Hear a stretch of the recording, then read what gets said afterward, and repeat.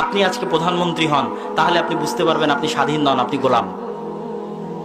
মনে করছেন প্রধানমন্ত্রী হওয়া খুব মজার, কিন্তু প্রধানমন্ত্রী যখন হবেন তখন বুঝবেন যে আপনি কি গোলাম। আপনি খালি রাজনৈতিকভাবে 47-এ স্বাধীনতা পেয়েছেন, 71-এ স্বাধীনতা পেয়েছেন, এখনো দুইটা জায়গায় গোলাম আছেন। আপনি তো এখানে বসে আছেন, বুঝতে পারবেন না। প্রধানমন্ত্রী হলে বুঝতে পারবেন যে আপনি একটা গোলাম। এছাড়া আপনার আর কোনো ভ্যালু নাই পৃথিবীর আর 10টা দেশের কাছে। এটা গোলাম ছাড়া আর কোনো ভ্যালু নাই। কি ভ্যালু? এতটুকুই ভ্যালু। দুইটা কারণ, এক কি, জ্ঞান বিজ্ঞান এবং প্রযুক্তিতে আপনি গোলাম, অর্থনীতিতে অর্থনৈতিকভাবে আপনি গোলাম। জ্ঞান বিজ্ঞান এবং প্রযুক্তিতে গোলাম, অর্থনৈতিকভাবে গোলাম। কি জন্য এই দুইটাতে গোলাম? আর একটা কিভাবে বুঝতে পারবেন আপনি গোলাম, সেটা হচ্ছে 55,000 বর্গ মাইলের এরিয়া যখন বাইরে বের হবেন আর গলায় ঝুলাবেন বাংলাদেশের পাসপোর্ট। কোন দেশের পাসপোর্ট? বাংলাদেশি পাসপোর্ট আপনার গলায় থাকবে, সবুজ।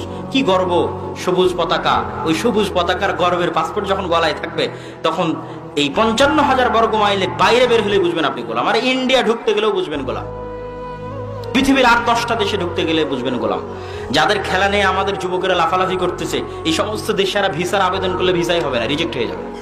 আবার যদি ভিসাও হয়, তো যদি দেখে যে বাংলাদেশ, তো ওকে যেই পরিমাণে হেনস্থা করা হবে, যেই পরিমাণে জিজ্ঞাসা করা হবে, যেই পরিমাণে ইমিগ্রেশনে চেকিং হবে, ও অনুভব করবে যে ওহো, আমার গলায় তো বাংলাদেশি পাসপোর্ট, আমি কি গোলাম, আমি হচ্ছে কৃতদাস।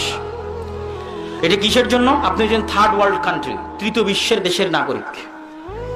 ফার্স্ট ওয়ার্ল্ড কান্ট্রি, তারা প্রথম বিশ্বের। তাদের কাছে কি আছে? অর্থনৈতিক চাবিকাঠি আছে।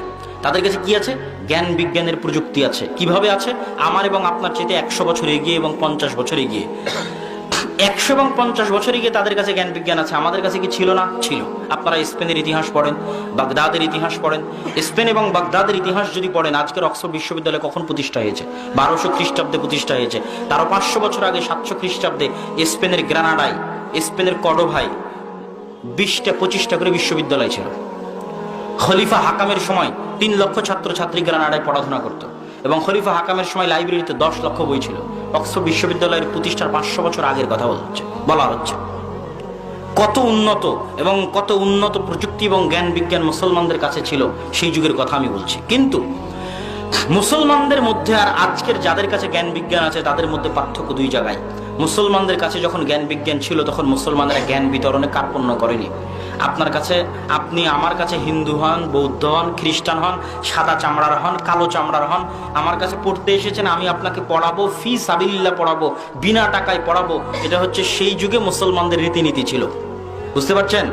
সেই যুগে মুসলমানদের রীতিনীতি ছিল। আজকের ইউরোপ থেকে এরা গিয়ে ফ্রিতে পড়াশোনা করেছে, কেন? মুসলমানদের জ্ঞান বিজ্ঞানের সিস্টেমে ছিল ওয়াকফ ভিত্তিক, ফি সাবিলিল্লাহ ভিত্তিক।